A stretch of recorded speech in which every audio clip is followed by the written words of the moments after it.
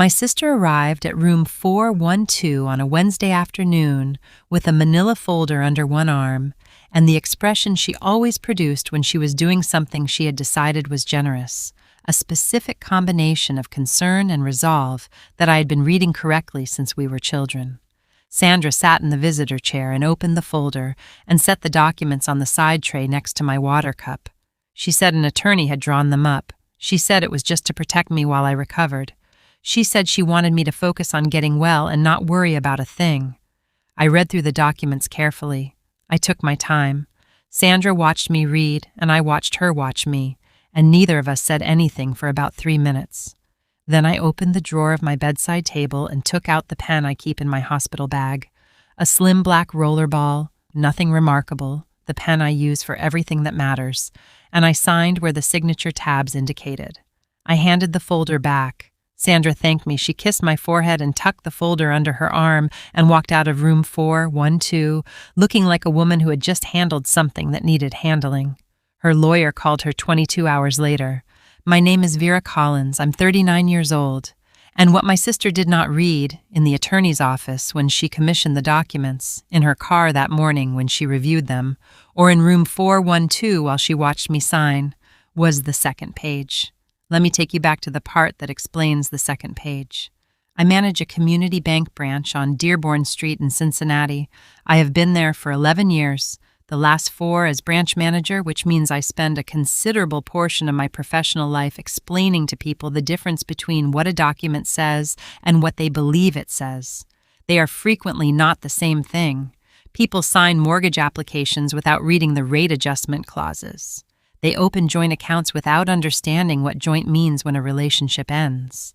They bring me handwritten letters from relatives claiming entitlement to a deceased parent's savings and are confused when I explain that a handwritten letter and a beneficiary designation are different instruments with different legal weights. I am patient about this. I explain it calmly, every time, because my job is to be the person who reads what other people have decided they already understand. I do not make that mistake myself. This has been true since I was 22 and signed a lease without reading the subletting clause and spent 18 months in an apartment I could not legally leave. I read everything now, everything. It is a habit with the specific permanence of a thing that cost you something to learn. My family has never understood this quality in me. They experience my precision as coldness. They experience my silence as detachment. Sandra once told our mother that Vera doesn't have feelings about things, she has assessments. She meant it as a criticism. I took it as an accurate description of how I process the world and have moved through my life accordingly. Sandra is 43 and runs the social calendar of our extended family with the thoroughness of a woman who would have made an excellent executive if she had directed the energy outward rather than inward. She coordinates the holidays, the birthday dinners, the group texts. She is first to arrive at a crisis and last to leave it, which people in our family mistake for generosity, and which I understand as a need for centrality that crisis conveniently provides. I say this not to be unkind. I say it because it explains everything about the manila folder. Our parents, Jean and Carol, are both 66 and live in the house in Westwood where Sandra and I grew up. Jean spent his career as a railroad supervisor. Carol taught piano lessons in the sunroom for 30 years. They are people of steady, ordinary kindness, the kind that has never needed to be complicated, because their lives have not asked that of them. They believe, because Sandra has always managed their understanding of family events, that Sandra is the person who handles things. That is not entirely wrong. Sandra does handle things. The question is always on whose behalf. I was diagnosed with lupus 6 years ago. Not dramatically. There was a year of odd symptoms, then a rheumatologist who said the word carefully, then a learning curve that I approached the way I approach most things, requiring precision. I read. I asked specific questions. I found a treatment protocol that worked, and I followed it with the consistency of someone who understands that compliance is not optional when the alternative is systemic organ involvement. For 5 years it was managed. I worked full days. I traveled for regional training seminars. I renovated my kitchen on a budget I had been planning for 3 years. I attended every family dinner Sandra organized. In February, I had a flare. Serious. The kidney kind, lupus nephritis, the complication that requires hospitalization because oral medication is no longer sufficient and the treatment needs to be administered intravenously and monitored continuously. I was in the hospital for 9 days the first time, discharged, back to work on a modified schedule, stable by late March. My family misread what stable meant. In their understanding, informed primarily by Sandra's narration of events, I had nearly died in February and was now in a fragile and uncertain condition that would likely require ongoing help managing my affairs. This was not accurate. It was the story of someone who had watched a hospitalization from outside a hospital room and translated fear into conclusion. Sandra had cried in the waiting room on day 3 and told our parents the doctors were very concerned. The doctors had been appropriately cautious. There is a difference. Sandra has never found the distance between those two things particularly relevant. By April, Sandra had begun asking questions that sounded like concern and functioned as reconnaissance. Was I keeping up with the bills? Was I managing the property? I own a 2-bedroom house on Clearfield Avenue, purchased in 2018, my name alone on the deed and the mortgage. Had I thought about what would happen if I had another episode? Had I considered getting some help in place just in case? I told her I had everything organized. She said she just wanted to make sure I had thought it through. I said I had. The conversation repeated itself with slight variations in May, in June, and once in July at my parents' kitchen table while Carol served coffee and Jean read the newspaper and pretended not to be listening. In July, Sandra said she had spoken to a friend whose brother had been ill and whose affairs had become very complicated because the right documents hadn't been in place. She said she just thought it was worth considering. I said I had already considered it. She said, "You don't have to do everything alone, Vera." I looked at her. I said, "I know." She heard that as stubbornness. It was information. In August, I was hospitalized again, a second flare. Shorter and 5 days, and less severe than February, but enough to require inpatient treatment. I was admitted on a Monday. By Tuesday afternoon, Sandra had been to the hospital twice and had already, I learned later through my colleague Patricia Yee at the bank, called my branch twice to ask about my schedule and whether someone was covering my responsibilities. Patricia had told her politely and with complete accuracy that branch operations were handled, and I had an excellent assistant manager. Sandra had thanked her and asked no further questions, which Patricia noted to me afterward with the specific dryness of a woman who had understood the inquiry perfectly. What Sandra did not know was what I had done on the Thursday before I was admitted. I had had a conversation with my attorney 2 weeks earlier, a woman named Carol Webb, who practices estate planning in Blue Ash, and who I had worked with when I set up the Living Trust on the Clearfield Avenue property. I had told her about the flares. I had told her I wanted to make sure everything was structured the way I intended. She had reviewed my existing documents and suggested one update, which I agreed to, and we had executed it on that Thursday afternoon in her office. I had driven there directly from the bank. The updated document was in the document wallet I kept in my hospital bag. The document wallet is a slim black folder, zip closure that I bought at an office supply store 7 years ago for $11. I carry it to every hospital admission the way other people carry phone chargers. Inside it, my healthcare proxy, my living trust summary, my insurance cards, and the relevant pages of my estate planning file. Also the pen I use to sign important things, the black roller ball from my bedside drawer. I bought 12 of them in bulk 3 years ago because I found a brand that writes smoothly without bleeding through documents, and I keep one everywhere I am likely to need to sign something that matters. I was in room 412 on the 4th day of my second admission when Sandra arrived at 2 in the afternoon with the manila folder and the expression of a woman doing something difficult out of love. I had been expecting her since Monday, not because I had information Sandra didn't, not yet, because I knew my sister. 14 weeks of reconnaissance conversations about my affairs, 3 separate mentions of having documents in place, 1 call to my bank that Patricia had logged in our front desk notes. When a person tells you 4 times that you should do something and then stops telling you and goes quiet, the quiet is when they go and do it themselves. I had understood that in July at my parents' kitchen table when Sandra said, "You don't have to do everything alone," and I said, "I know." And she heard stubbornness, and I meant something else entirely. I had been prepared since Thursday. The day after Sandra visited, I asked Patricia to look into something for me from the branch. Not from my hospital room. I called her on her direct line and asked her to pull a specific inquiry log we maintained on the account management system. Every external party who requested information about an account holder, even informally, was supposed to be noted. Patricia is precise about the log in the way precise people are precise about things, because someone might need it later, and she has always understood that later is often sooner than expected. She called me back at 10:15. In the 3 weeks preceding my August admission, Sandra had called the bank 4 times. Not twice, as Patricia had mentioned when Sandra called about my schedule, 4 times. The first 2 calls Patricia knew about. The third and fourth had gone to our assistant manager, Derek, on days Patricia was on her lunch rotation. Derek had logged them correctly because I trained him correctly, but hadn't flagged them because they had seemed like concerned family calls. What Sandra had asked Derek in those 2 additional calls was not about my schedule. She had asked whether there was a process for a family member to access an account holder's accounts in the event of a medical emergency. Derek had told her, correctly, that this would require either joint ownership of the account, a valid power of attorney, or a court order. Sandra had thanked him and asked no further questions. She had gotten what she came for, the information about what the document needed to be.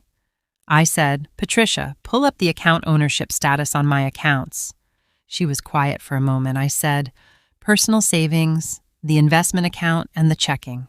She read them back to me. All 3 had been titled to my living trust, not to me personally, but to the Vera Collins Living Trust. On the previous Thursday, when I had sat in Carol Webb's office on Blue Ash Road and executed the amendment, Patricia said, all 3 show trust ownership. A pause. Vera, did you already know what she was going to do? I said, I knew what she was researching. She was quiet again, the specific quiet of a woman doing the arithmetic on what she had just been told and arriving at the same answer I had arrived at in July. Then she said, what about the house? Clearfield Avenue had been in the trust since 2018. I had established the trust the same year I bought the property. Carol Webb had recommended it at the initial purchase, and I had agreed because I am the kind of person who agrees with correct legal advice. The house had never been solely in my personal name. It had always been titled to the trust, which meant that Sandra's power of attorney, granting her authority over my personal assets as an individual, had authority over something approximately equivalent to the contents of my hospital room, the rollerball pen, the document wallet, $11 and a paperback I was halfway through. Patricia said, in the flat voice she uses when something has resolved correctly, she has authority over nothing. I said, not quite nothing, I have a car. Patricia said, the car. I said, a 2019 Civic with 61,000 miles. She almost laughed. I heard it in her breath before she got it back under control. She said, you expected this in July, I said, and I built against it on Thursday. She said the sentence I have kept since, not because it was surprising, but because she said it plainly, the way true things land when they come from someone who has worked alongside you long enough to know exactly what they're observing. You are the most prepared person I have ever met in a building full of prepared people. The 22 hours between Sandra leaving room 412 and her lawyer's call were not 22 hours of me waiting. They were 22 hours of Sandra moving. I learned this in pieces from Carol Webb, who called me at 9 on Thursday morning to tell me what her colleague contact in Sandra's attorney's office had told her with professional courtesy, from Patricia, who had one more conversation log entry to report, and from a text message I received at 11 the previous night from my cousin Beth, who sent it the way Beth sends things, without context, assuming I already knew. Sandra and Kevin are meeting with Patrice Hollis tomorrow. Mom mentioned it at dinner and I thought you'd want to know. Patrice Hollis is a real estate agent in Westwood. She has sold 6 houses in our parents' neighborhood in the last 4 years, including the Morrisons' place in 2022. I know this because I follow local property sales the way branch managers follow local property sales, because the health of residential real estate in the communities you serve is relevant information. Sandra had arranged a meeting with a real estate agent to discuss the Clearfield Avenue property. She had arranged it the evening after she left my hospital room. before she had confirmed whether the POA was even valid, before she had spoken to her attorney, before 22 hours had passed, she had gone straight from room 412 to the plan she'd already made. I want to be precise about what this meant, because it is the detail that changed the shape of everything for me. Sandra had not gone to room 412 out of concern that then tipped into opportunism. The meeting with Patrice Hollis had been on her calendar before she walked into my hospital room with the manila folder. She had gone to room 412 to get the document that made the meeting with Patrice Hollis possible. I lay in the hospital bed on day 5 of my admission, and I understood the full architecture of what I had been looking at since July. Sandra was not worried about me. Sandra was worried about something that was hers, and she had identified something of mine as a solution. I knew this, not then, but later, from a conversation I would have with our mother in October that Carol volunteered before I had asked. That Sandra and her husband, Kevin, had been carrying a second mortgage on their house in Norwood since 2021, a home equity loan taken against their property to cover Kevin's business losses in the year the small electrical contracting company he co-owned had contracted and eventually dissolved. The second mortgage was current, but current with effort, the kind of effort that makes a person lie awake doing arithmetic on what could change the math. Carol had known about the second mortgage. Jean had not, because Carol manages the family's understanding of who is struggling and who is not, the way she managed 30 years of piano students, by giving each person the practice session they were capable of without overwhelming them with the full difficulty of the piece. She had not told Sandra, she told me. She told me because she believed I needed to understand where Sandra had come from. I did understand it. I am a branch manager. I have sat across from people who were carrying a second mortgage on a house for 2 years and watching a family member's property appreciate and doing the specific math that fear and arithmetic produced together. I understood how Sandra had arrived at the idea. I understood that the idea had probably started as a private fantasy of a solution before it became a plan. Understanding it did not change what it was. It only explained the origin. The attorney's call came at 11:43 on Thursday morning. I was not on the line. What I know is what Sandra told our mother, who told me in October, that the attorney, a man named Phil Garner, whom Sandra had selected from a directory recommendation, had called her to report that he had completed the routine verification step he performed before filing POA documents with relevant institutions. He had pulled the title record on the Clearfield Avenue property. He had pulled the account ownership records at the bank, which are part of the public-facing trust documentation. He had found that every asset of substance in Vera Collins' name was titled to a living trust established in 2018, amended most recently the previous Thursday. He told Sandra that the power of attorney she had executed was valid as a document. He told her it had no meaningful scope because the assets she had intended it to cover were not personal assets. He told her that attempting to use the document to interfere with trust assets would be legally actionable. He told her the meeting with the real estate agent needed to be canceled. He told her that if she had already disclosed the existence of the POA to any third party as evidence of authority over the Clearfield Avenue property, she needed to retract that representation immediately and in writing. Sandra called Patrice Hollis and canceled the meeting at noon. Then she called our mother. Carol called Jean. Jean said nothing, which was his response to information he did not know how to carry. Then Carol called me in room 412 at 2 in the afternoon, and her voice was doing the thing it does when she has been sitting with something difficult for several hours and has not found the version of it that makes it bearable. She said, "Vera, Sandra is very upset." I said, "How is she doing?" A pause. Then, "She feels that you set a trap." I said, "I updated my estate documents on Thursday with the attorney I have worked with since 2018. Carol said, "She says you knew what she was planning." I said, "I knew what she was researching. I had a conversation with my attorney to make sure my documents were in order. I have been hospitalized twice this year, and it was a reasonable time to review my estate plan." Carol was quiet. Then she said, not defensively, but with the specific tiredness of a woman who has been managing the space between her 2 daughters for 40 years. "She meant to help you." I said, "Mom, she had a meeting with a real estate agent scheduled for the day after I signed the documents." The line held for a moment with that in it. She said, "I know about the second mortgage." I said, "I know you do." She said, "She was frightened about her own house, and I think she told herself it was helping you and solving something at the same time." I said, "I know that too." A long pause. Outside room 412, the hallway was doing its afternoon hospital thing. The cartwheels, the visitor announcements, the specific ambient sound of a building full of people who are trying to get better. I looked at my document wallet on the bedside table. The slim black folder, zip closure, 11 years of carrying the right papers in the right order. Carol said, "What happens now?" I said, "Sandra needs to withdraw the POA with Phil Garner and send written retractions to anyone she contacted in the preceding 24 hours. I said it the way I say the things that need to be said to my clients, clearly, without temperature. Once that's done, I would like to have a conversation with her, not on the phone." Carol said, "She's going to be embarrassed." I said, "That's appropriate, Mom." She didn't answer that. She said she would speak to Sandra. She said she hoped we could get through this without it becoming something permanent. She said that in the specific voice she used for things she was asking me not to do, rather than things she was predicting. I said, "I know."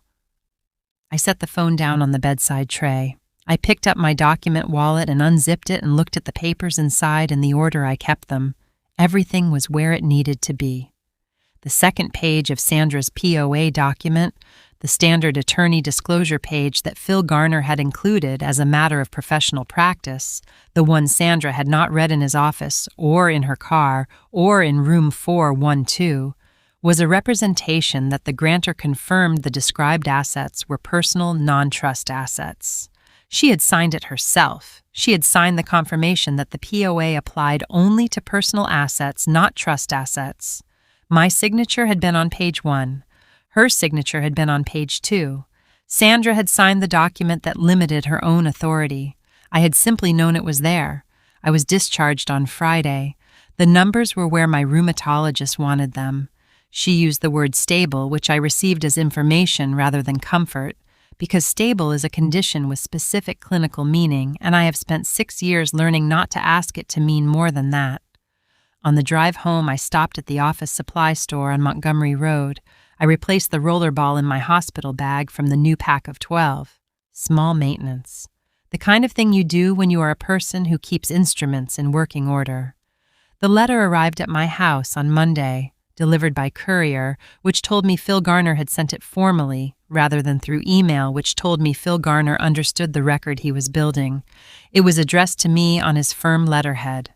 The first paragraph described the execution of the power of attorney document on Wednesday. The second paragraph described the verification step he had completed and the relevant findings regarding the trust ownership of the listed assets. The third paragraph proposed that both parties, Sandra Whitmore and Vera Collins, execute a mutual letter of clarification describing the situation as a misunderstanding and confirming that no further legal action was contemplated by either party. The letter included a draft of the clarification document. There was a signature line for Sandra and a signature line for me. Sandra had already signed. I read the third paragraph 3 times. Then I read the clarification document in full, including the language in Clause 2 that described the parties as having no outstanding claims against each other arising from the events of Wednesday, August 14th, or any related communications. I set it on my kitchen table and I made coffee, and I thought about what a release clause does. A release clause does not describe a misunderstanding. A release clause closes a legal door. You use it when the door is one you want to make sure stays closed. Phil Garner had drafted a release clause on his client's behalf, which meant Phil Garner believed there was a door, which meant the clarification letter was not clarification, it was settlement. I understand settlement. I have sat across from people at the bank who have been handed settlement language documents dressed as clarification documents. The dressing is consistent, warm, mutual, forward-looking, built on the word understanding. The mechanism inside is always the same. You sign away the thing before you know its value.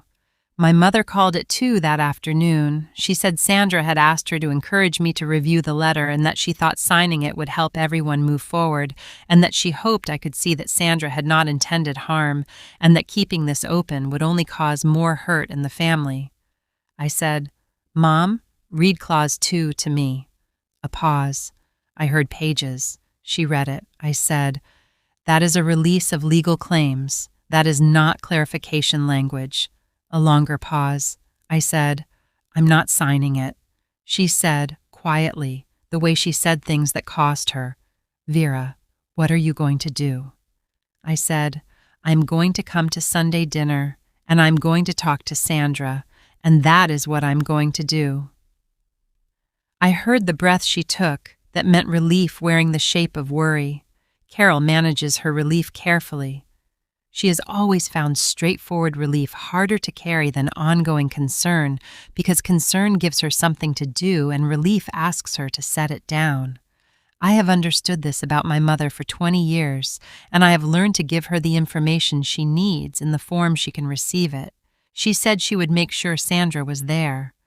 I spent Thursday and Friday in the office, modified schedule. 4 hours each day, the arrangement Derek and Patricia had been holding in place since August. I reviewed the account logs Patricia had compiled. I reviewed my pending files. I held a brief staff meeting on Friday afternoon to close the loop on 3 items that had been waiting for me. I did not tell anyone in my branch what had happened. They knew I had been hospitalized. That was not private. The rest was not their information to hold. Patricia set a coffee on my desk Friday morning without saying anything about it. That was the whole gesture, and it was the correct one. Sunday dinner at my parents' house runs on the rhythm of 30 years. The same 4 o'clock start, the same table my father built in the basement in 1987 and carried up the stairs in pieces and reassembled, the same chairs. Carol makes pot roast in the months that call for pot roast and something lighter in the months that don't, and Gene sets the table in the specific order he has set it since the girls were young, which Carol has corrected approximately 400 times, and he has not adjusted once because the adjustment would mean admitting there was an error, and Gene does not operate that way. Sandra and Kevin were already there when I arrived. We ate. The conversation stayed in the shallow end. Gene's trains, a neighbor's fence project, Kevin's brother who had moved to Arizona. I passed the rolls. Sandra passed the potatoes. Carol refilled glasses without being asked because Carol is always watching for what needs doing in a room. After dinner, I said, "Sandra, will you come out to the sunroom?" It was their mother's room. 30 years of piano lessons had happened in that room. The piano was still there against the west wall, lid down, the surface holding a row of photographs and a small ceramic dish Carol had always used for keys and coins and the things in her hands when she came through the door. I sat on the bench. Sandra sat in the chair by the window. I said, "I need to tell you what I know, and then you can tell me what is true." She said, "Okay." Her voice was careful, the careful of someone who has been briefed and knows what's coming and has decided how to sit in it. I told her what I knew. The 4 calls to the bank, not 2. What she had asked Derek about joint accounts and power of attorney documentation. The meeting with Patrice Hollis booked on her calendar before Wednesday. The sequence, not a reaction to fear, but a plan that fear had generated and that she had been building toward for weeks before she arrived at room 412. She listened. She did not interrupt. When I finished, she looked at the piano. She said, "I told myself it was going to help you too." I said, "I know." She said, "Your house is worth significantly more than what we owe on the second mortgage." She said it flatly. No cushioning. The arithmetic stated plainly. I had a number in my head, what it would do. I built the rest of the story around the number. That sentence was the truest thing Sandra had said in 14 weeks. It was the sentence underneath all the concern and reconnaissance and the warm expression in room 412, and I sat with it for a moment because it deserved to be sat with. I said, "You could have asked me." She looked at the piano, then at me, and the next thing she said was the thing I had not expected, delivered in the smaller voice that lives underneath the one she uses for the family management work. the voice that is 43 years old rather than the whole assembled competence she presents to every room she enters. She said, "I have never in my life been able to ask for help, not once. I watch you handle everything, the bank, the house, the illness, the documents in that bag you carry everywhere, and I think I don't understand how you do it, and I have never been able to figure out how to say that I don't know how to do what you do. And we were behind. Kevin and I were so far behind. And I thought," she stopped. She straightened. "I thought this was the only option because it was the only thing I could do by myself without admitting to anyone that I was out of options." I looked at my sister. I said, "You don't have to do everything alone, Sandra." I said it quietly, without performance. The sentence she had said to me in July at the kitchen table while Carol served coffee and Jean pretended to read the paper. I said it back with the full weight of what it had cost her, which is different from the way she had said it to me, which had been a cover for reconnaissance, and I meant it the way it should have been meant originally. She looked at me for a moment, then she looked at the piano again, and something in her face went very quiet, the way a room goes quiet when the noise that has been filling it finally stops. She said, "I know." I told her the 3 things that needed to happen.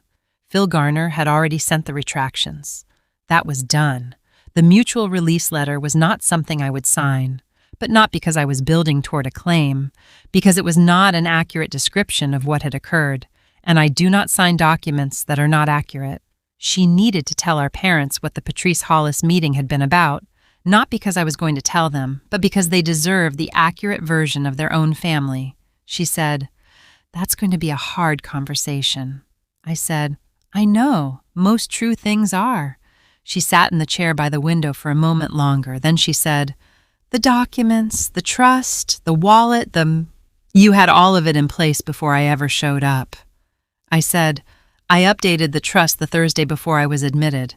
The house has been in trust since 2018. She said, "Were you expecting me?" I said, "I was expecting the pattern." She looked at me.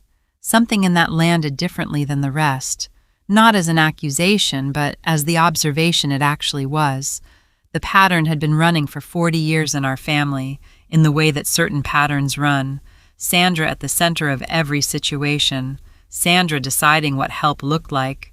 Sandra arriving at room 412 with a folder and an expression of concern that had a plan inside it. She said, "I'm sorry, Vera." 2 words, plain, without anything attached to them. No cushioning, no self-explanation, no pivot toward what I could do to make it easier. Just the sentence. I said, "I know. Here's where everything's settled, because the ending is yours to have." Phil Garner filed the formal withdrawal in September. The POA was rescinded and documented and placed in both our records as having had no legal effect. That is the boring and correct outcome. Boring and correct outcomes are, in my professional experience, the best available kind. Sandra told our parents about Patrice Hollis at Sunday dinner in October. I was not there, not because I had been excluded, but because I had suggested to Carol that it was a conversation Sandra needed to have in her own voice, without me sitting across the table as evidence. Carol called me afterward. She said Jean had set down his fork and said nothing for a full minute and then said something to Sandra about the house he had built in the basement in 1987 and how you take care of the things you build by not putting them in someone else's hands. He said it once and then picked his fork back up. Carol said it was the longest speech Jean had made about a family matter in 11 years. He called me the following week, on a Tuesday, which Jean does not do. He said, "You handled yourself." 3 words in the specific register my father uses for the things he has decided to say without embellishment. I said thank you. He said he would see me Sunday. He hung up before I could answer, which is Jean, which is the whole of his emotional vocabulary, and which I have learned to receive as the full sentence it is. Kevin and Sandra listed the Norwood house in November. They found a smaller place in Price Hill that did not require the second mortgage to carry. Sandra called me before the listing went live to tell me they were doing it, which was not a thing she was required to do, and which told me that October had moved something in her understanding of what she owed me in terms of information about her own life. Carol Webb sent a letter in September confirming all estate documents were in order and on file. She added a handwritten note at the bottom. You were ahead of this before it arrived. That is the whole job.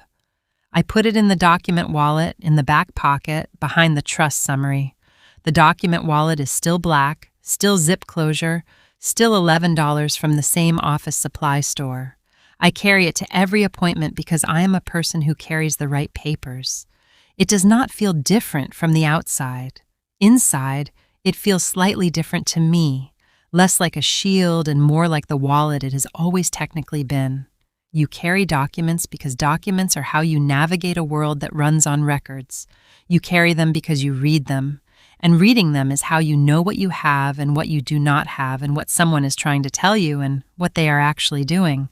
Patricia and I had lunch on a Tuesday in September. She ordered the chicken soup, which is what she orders when she is settling back into something after a disruption. I ordered the same, and we talked about a client file she was managing and a new teller Derek had hired and a conference I was considering in the spring. At the end, over the check, she looked at me and said, "Vera, for the record, you are the most documented person I've ever met. I mean that as a compliment of the highest order." I told her I would put it in writing. She said, "Please don't." The pen from my hospital bag. The black roller ball, one of the 12 I keep everywhere I am likely to need to sign something that matters, is still in the document wallet. I signed the trust amendment confirmation with it in Carol Webb's office in October when she needed a wet signature on the updated filing.